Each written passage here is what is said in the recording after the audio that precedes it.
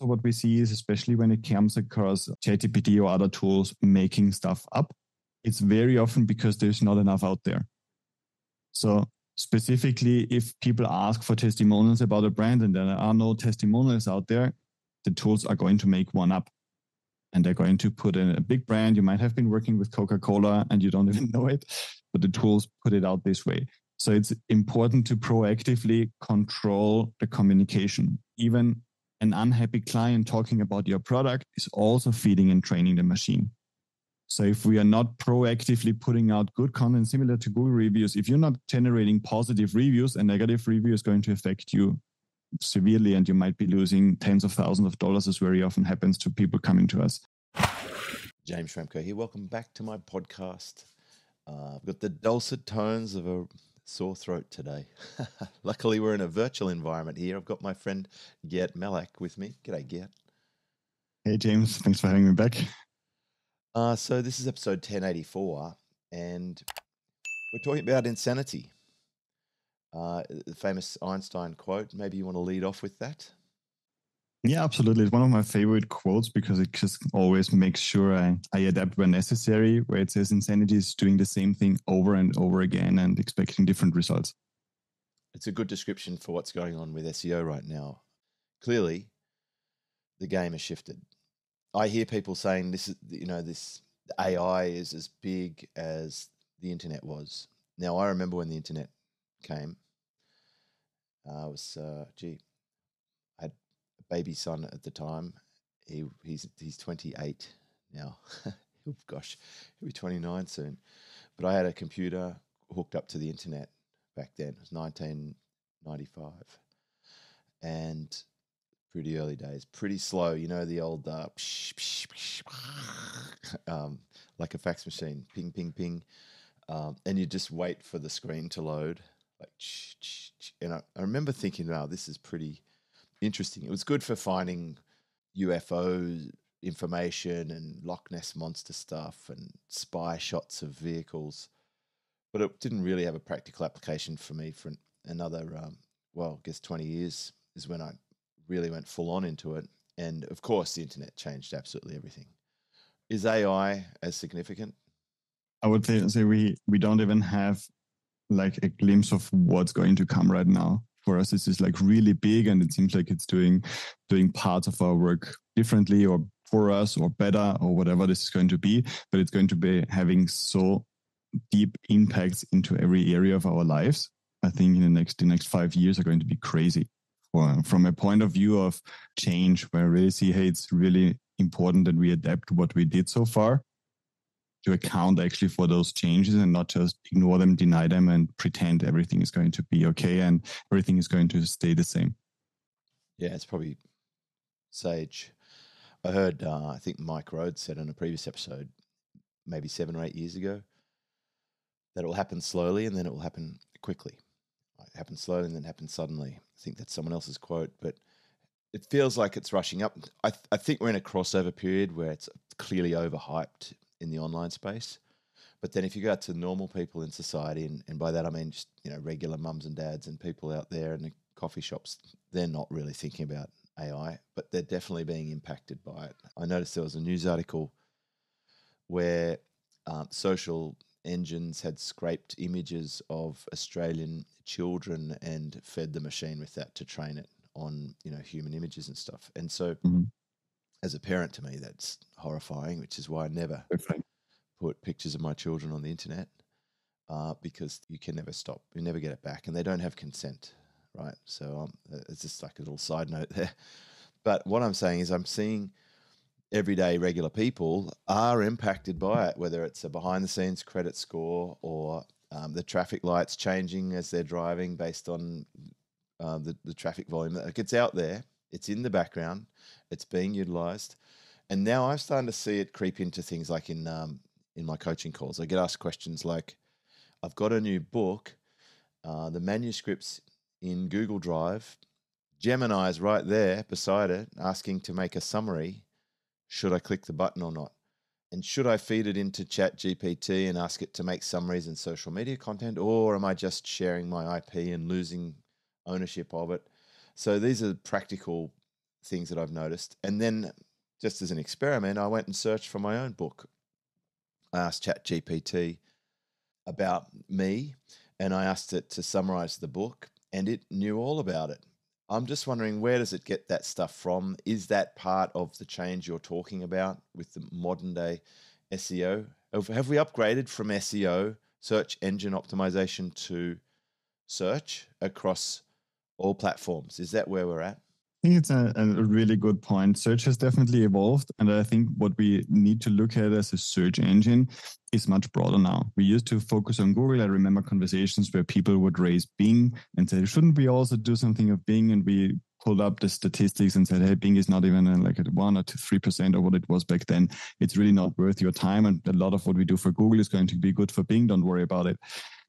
We're now in a position where people head over to ChatGPT. We see companies, before they hire somebody, type their name into ChatGPT, get a summary of this person, what's on the internet about this person, for example. This goes back to individual tweets people published 2 years ago, 3 years ago. It might be part of their reputation, but reputation really isn't the most important topic today. The topic really is how everything on the web is fair game to be used as training material. So AI engines, specifically large language models, get content from the internet, process it, and then use it for their calculations to produce output. Could be images or could be text. And the way books very often get into this is because they're just available on the web. Somebody published a PDF version of a book and it's out there. And it's at some point it became part of the training material. There are huge implications in terms of copyright and legal issues that are probably in the next 10, 20 years to be figured out. Right now, the situation is that every content out there about a brand, about products, about the services, about customers' experiences and reviews with this service and products could be potentially coming up. So I did see an article where I think one of the AI platforms was in trouble from a publisher type, like a wholesale publisher site, where they'd gone and got access to all the books and fed it. Beautiful. If you're an author, which you are, feel free to welcome the name of your book, introduce it. But do you feed it into ChatGPT or do you not? Pros and cons. I think the question is the book your means of generating revenue? Is it book sales you need? In our case, the book has never been a source of revenue. It's a marketing instrument. It helps people get an idea how we think about reputation. It's just Fix Your Online Reputation, the last book we brought out. It's really more a matter of getting the word out about our brand and how we think about online reputation management. So the more people that can get it, the better. We give it away for free, like you do as well, I think. If somebody writes books to generate revenue, I think, first of all, it's a tough time to do that. Second, I would probably be more careful, but then you really need to go down to a level of blocking individual IP addresses, etc. You can't give it away anywhere. Ideally, you don't even have a PDF version around. And potentially an EPUB or something like this. It's not going to happen. So I think seeing it realistically, hopefully you provide more value than just what's written in your book. I think this is how I would see it. And then just say, okay, it's going to be part of your marketing that people can discover you across different platforms. I think I read somewhere on Tim Ferriss's material that he would seed the download sites with copies of his book just to get it out there, because his desire was to be more well known. I'm sure he can monetize podcasts and relationships better than from book sales, which the funny thing is, right, I give away my book every day as a PDF. It wouldn't take long till one of those people feeds it into something where it's stored. And we should talk about ChatGPT, Claude, Gemini, all these. There are different platforms, so obviously that will change over time. It's going to be stored somewhere, but people still buy it on Amazon. I even give it away and upsell a physical copy in some cases and an audio copy. And like, people will still pay for different formats or different delivery modalities. So that's just a side note. Let's just talk about the platforms for a second. Which platforms are you most interested in, and do you think are likely to be the place where you focus? Like, if we were to wind the clock back, at one point in the SEO race, I remember there was Yahoo, MSN, and Google were like the ones that we were interested in. And that, of course, changed. MSN went to Bing, and Yahoo had, I don't know, some strange business directions. But Google obviously won that fight. What's the fight now with AI, do you think? I think the fight mostly right now in AI is between Google and their infrastructure and OpenAI. Still waiting for Meta what they're going to do. Meta, Facebook's company, is really, I think, a little bit silent these days. They have their generative AI as well, but they're not launching it so publicly. But OpenAI and Google, for example, just have struck $1 million deals with Reddit to train their algorithms. Big platform Reddit these days. It's like the cool kid in school. Everybody wants to really partner with. So right now I see it between Google and OpenAI. We need to know OpenAI is connected to Microsoft. So Bing is getting stronger. Bing is getting more relevant. ChatGPT performs searches on Bing. So I would see Bing or ChatGPT and Google and their Gemini version, the AI overview they just launched, where they just give like on top where we used to have a featured snippet, we call this, where the quick definition, this is now very often an AI generated overview. This is where it's at, but then it really depends on every brand's audience. So one of the things we do these days is really to do an audience platform research. It's okay, where is your audience? Because those are going to be likely platforms for AI to train their material on when it comes to your niche and when it comes to your industry. So a platform for us is not only an AI, generative AI platform. A platform is Twitter, X. A platform is Reddit. A platform is Quora. A platform is Medium. A platform is SoundCloud. And this is where we really need to break it down and say, okay, among the 20 platforms your target audience might be hanging out, let's establish what we call very often a tier 1 platform. So we define like the top 5 platforms that we see are the most relevant, the most important ones as tier 1 platforms. Those are the ones we really want to zoom in on. YouTube very often is there where you're very active as well. We see very often Reddit, especially when it's like question-based. There's a lot of information in an industry. We see Reddit coming up. And then if somebody's in a very visual industry, it might be Pinterest, one of their main platforms, and they might not even consider it probably.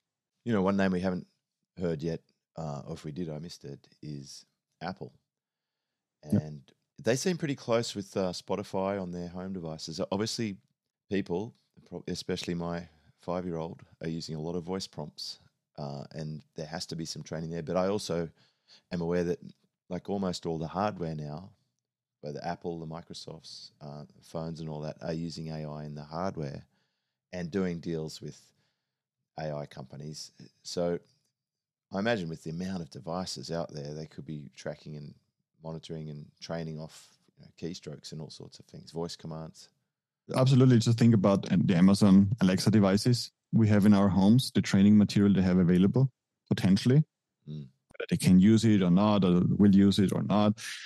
They have obviously are still very far behind what ChatGPT can do today. They could pretty much flip a switch in a moment and just start a conversation with us, and a proper conversation that actually has some information as well, and not just, I can Google this for you. I think when we look at it from a reasonable perspective, it's clear voice searches is going to come up better and faster when Apple pushes through, Amazon Alexa devices push through, Google Assistant pushes through, so we can actually talk to our devices properly like we can with the ChatGPT app right now. I think this is going to be a big breakthrough. But it is search ultimately. It's search, is people engaging with a device that needs to fetch the information from somewhere. And this is where the big thing we need to see. It's everything from all kinds of platforms, and we don't know exactly which ones can be the reason why a generative AI talks about something, a brand, a product, or a service in a certain way. So I think you mentioned something somewhere about the leak from Google sort of lifted the veil a bit on where they might be getting information from, like places like browsers, for example. Exactly. I mean, I think there's one major takeaway from the Google leak. So this is for somebody who hasn't heard it. It's pretty much some information. Google development documentation was leaked, and we got a lot of confirmation about a lot of things we already kind of knew. And we got some confirmation, hey, this is actually a thing. We found out Google was lying to us. Also, okay, I'm expected as well. But one thing we can take away is that they're using Chrome clickstream data, which means Chrome user data. Based on how people behave in Chrome, sites might be ranking differently. And at scale, this absolutely makes sense. People very often focus on bounce rates, or now it's called engagement rates on a website, but it's much easier for Google to just watch 10,000 people come to a particular page and see what they do, and then take away the characteristics of this page and match this with a million other pages. So we can just base our decisions on the idea that whatever device has some information, it's going to use it, whether they publicly say they do or don't.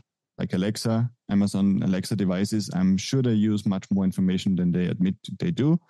They might be paying a few hundred millions at some point as a fine, and that's okay. But they are going to use the data that's available to them. Like Google in the leak got also confirmed that they use this kind of data, although they stated they don't. So whatever like data is out there is industry. Exactly. Whatever is out there is fair game. They're basically the most fined industry in the world, but they still endorsed by every media outlet and politician. Does that mean the old tactic actually might work, like creating masses of content and linking it all up together and renting links out from PBN networks, blog farms and stuff? Like, is that going to help it get found and train the machine, or is it a bad idea? It's an interesting point, because a lot of conversations that I have these days start with people telling me, hey, we used to rank really well. This is what we did. We bought links. We created 100 pieces of content every month. We did this, we did that. And now AI is coming and people just try harder. So they create 200 instead of 100 articles, and they pay 20 instead of 10 links every week. And they do, I don't know what. And we see it's just a completely different game. We try to beat, we have the weapons from the past, trying to beat an AI world with a lot of different platforms. So we see it's even counterintuitive. Just think about your own website where you deleted like 1,000 blog posts in order to get your core rankings back. We see a lot of brands like this that stop ranking for their core terminology because they build masses of content that does not have the relevancy. You know, I'm seeing almost every day, I'm seeing a YouTuber make a video about this saying, don't be general, be specific. I'd rather have 12 viewers of my high ticket program who are qualified than 100,000 people who aren't going to buy anything. Exactly. And it's a cost thing as well. Yeah. It's really like it costs too much to be everywhere. No, and also for the engines to process it. Imagine you're an engine and you have the choice to get your answers from a site with 500 pages or a site with 5 million pages. The answers might be the same, just a 5 million pages website has the answers more diluted, has more fluff in there, has more repetitions. So it's much more expensive to process that site versus the smaller one. So we want to be specific, but we don't want to overdo it. This is where the unseen power of AI is. That's making all these calculations. Give you an example. I was selling something yesterday, and I went and I grabbed the top 20 items that are similar in the marketplace for sale, and I put it into a spreadsheet, and then I took it across to ChatGPT, and I said, I want you to calculate a value based on the price and the usage. This is an item that the more you use it, the less it costs. And I wanted to work out the relationship and then to tell me how much would this be worth with this amount of usage. And it gave me the actual amount that it should be. Now that would have been a more difficult calculation before, but now it's a 10-second calculation. And it also removes like the biases that we'd have as a human, where we cherry pick the high price and we ignore the low price and we end up asking an unreasonable amount as a seller. Pretty handy. We do a similar thing here when we extract information from Facebook groups, Reddit threads, for example. We just extracted 500 posts from a Facebook group, for example, and then passed it through ChatGPT and asked about the user profiles. What do they have in their profile as an indication? How do they describe themselves? What kind of questions, desires, goals, etc. do they have? When we run these kinds of analysis, this would have been really, really hard to do before ChatGPT, probably with a team of VAs going through, evaluating manually from a human perspective with their biases, how things should be done. Right now, it's within seconds. You just have this on your fingertips. But I think the big challenge is for companies to break all the possibilities down into what is actually actionable. Actionable is what is your description below a YouTube video, because this description might be part of the training data when somebody asks about your brand or asks about who can help them with a certain problem. It might be the YouTube description that you have written in a particular way that actually helps them find your brand. It might be the tweets that you put out. It might be your LinkedIn page. It might be your Reddit responses. So we need to be aware that everything people continue to focus on Google and just want to figure Google out because it's a completely different game, right? So basically it's your fault. You're the one training the engine with all the Reddit posts and the Facebook stuff. But I mean, there's other people just like you doing exactly the same thing, right? Taking that information and feeding it in. I played a game the other day where I was trying to help a friend of mine with a framework for a sales page. And I said, look, he said, what book should I read next? And I said, well, here's a good book that I would read. But instead, let's just ask the ChatGPT for the framework from the book. And let's apply that framework to an already existing sales page and ask it to translate it into your product. And we pointed it to his page and it generated a video sales letter script. All of this took less than a minute. Didn't have to buy the book, read the book, search around Google or ask an assistant to go and research. This all happens in light speed. So are we talking about a different research and content process, but still, in his case, and I do too, I still hand polish any output. We don't ever cut and paste because I feel like you shouldn't trust it. And also it can often be generic or use language that isn't quite authentic for the target audience, but it doesn't really know either. It doesn't know any better. There are a few implications. So definitely never copy and paste anything. We do this here as well. We still have 5 writers on the team full-time, editing content, reworking drafts, reworking outlines, etc. But every client, for example, that works with us gets an outline already prepared by our SEOs using AI. So if they write the content, they're going to get this already and not start from a blank page. So I think nobody should do this anymore. But always polish, always edit, but always give enough context for content generation so the tool actually knows what kind of results do you expect, what's your brand voice, what's the terminology, the style, etc. that you expect, or give it even samples like you say, okay, use this sample, redo it this way, that way. So content generation definitely has changed, but also what we see is, especially when it comes to ChatGPT or other tools making stuff up, it's very often because there's not enough out there. So specifically, if people ask for testimonials about a brand and there are no testimonials out there, the tools are going to make one up. And they're going to put in a big brand. You might have been working with Coca-Cola and you don't even know it, but the tools put it out this way. So it's important to proactively control the communication. And so, okay, testimonials or case studies is probably one of the search intents before somebody hires an SEO agency. So let's create case studies, put them out there, make sure we feed them into ChatGPT, make sure they actually come back and we can track they come back. And then we do the same thing for other platforms as well.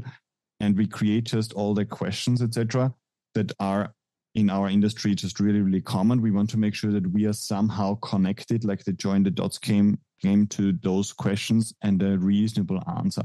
And this is where very often I feel people just say, okay, they control their own message, but even an unhappy client talking about your product is also feeding and training the machine.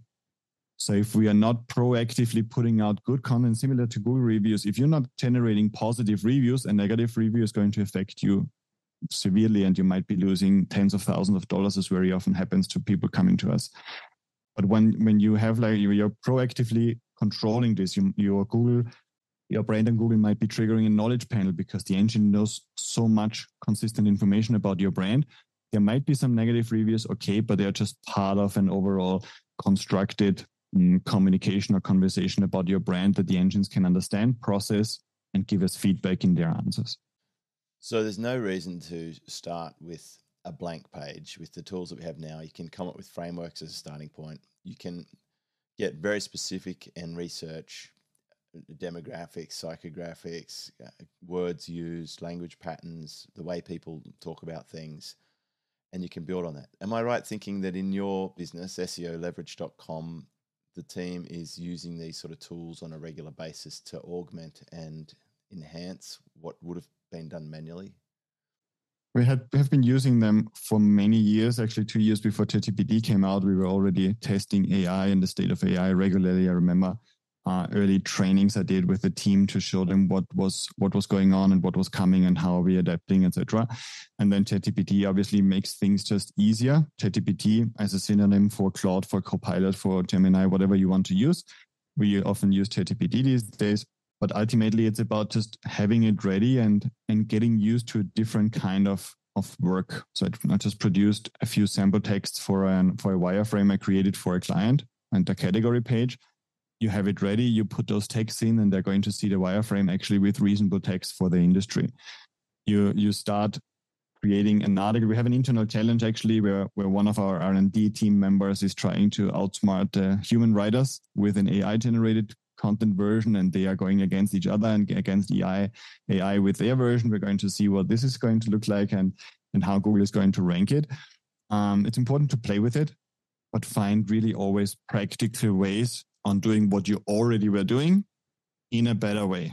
Not making stuff up and say, okay, now I can obviously do this and this with my podcast, which I wasn't doing before, and now have more things on my plate.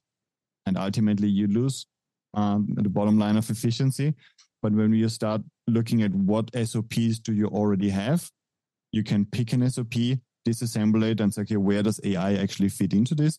What does the SOP make sense? When clients come to us, we very often say, okay, put everything on hold you're doing right now, because everything you're producing is confusing Google more. We had a client that was producing, I think, 20 pieces of content every week with their community. And we just asked them to stop for a start, to not produce more confusing content pieces. Then we removed a lot of the confusing ones. And then we completely restructured their SOPs for them. So in our case, we might use it to help name a podcast episode that we're going to record anyway. We might ask it to take the transcript and turn it into a summary. We might ask it to help us create carousels or social media stuff that we're going to do anyway, but it gives us a starting point. Just out of interest, I had a look back on my site. In April 2018, I spoke with James Taylor and we're talking about artificial intelligence doing things that we could only imagine a few years ago. And he had he mentioned on that episode, that's why I remember it, that he had artificial intelligence build his keynote presentation. So I think 6 years ago, that was a pretty cool thing. It's come a long way, but it's going to, whatever it took in 6 years. I mean, now obviously you can easily create a keynote. There's any number of tools that are going to design it, or I think we're actually at the point where it can make videos from text prompts. And so that's pretty mind blowing. So let's just see if I can break this down as simply as possible, right? Firstly, if I had an SOP for doing SEO that let's say I've purchased a course or something and it's got SEO for your VA and it's like keyword research, find content, write an article, publish it to your blog, and then ask other webmasters to link to it or whatever, or ping it on an RSS responder or link to it from a couple of other posts, right? That might be the old SEO. Check the keyword titles and tags and blah, blah, blah. What would our SOP look like today? Today, we're definitely aware there are more platforms than just Google. We would fetch a large portion of keywords from an audience research, rather from a keyword research tool. And audience research means audience platform research for us. What kind of things do they talk about on which platform? And then use this information, first-hand information and regularly updated information to inform the content creation process. So if people talk about at a certain moment of the year about a certain thing or want to inquire at the beginning of the year about fitness, then I need to talk more about fitness and losing weight.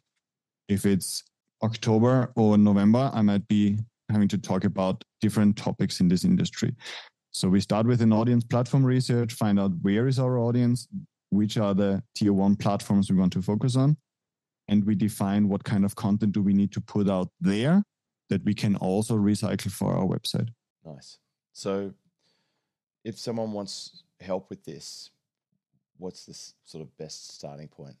The best starting point for us, I think, is to have a quick chat or email back and forth. Head over to SEOleverage.com. We have a new program called Platform Leverage, which encompasses everything we have been doing so far with the consulting. We're still SEOing your website. We still look at the basics. We need to absolutely make sure your website is in top shape for engines to be processed, because it's your website, first and foremost, giving the first-hand information they can find about your brand. But then we definitely start with an audience platform research to figure out where your audience is hanging out and what they talk about. And then this audience platform research informs the entire rest of the process. Nice. Well, thanks, Gerd, again. Really appreciate it. This is episode 1084. We will put the transcript up and make it available on our site and some show notes. They've probably been helped along with some AI, but human tuned. I'm a big believer in humans, by the way. We still have a human team. We haven't dropped any headcount. We have human support. We hand finish everything. I just think it's been a helpful tool to help my team do their job in a more effective way. I'm not even going to say efficient. I don't even care if they're fast. I just want them to tap into, it's basically like a robot suit for Iron Man. It just helps them do things better in most cases, but not all cases. There are some things we still do fully by hand because the tools are not there yet. But we're open to the fact that the game will change. And I think that's, where we started this. If Insanity is doing the same thing over and over again and expecting different results, then we have to just be aware that as the marketplace changes, people like you, Gert, you're tapped into what's happening. I'm sure it must have been a real revelation when the Google leak came out and you're like, yep. Oh, that's interesting. Yep. Oh, okay. Yep. It's fine, yeah. It would have been something like that, I imagine. So keep doing what you're doing, and thank you for coming along and sharing with us yet again. Awesome. Thank you so much, James. Always a pleasure. This is James Schramko.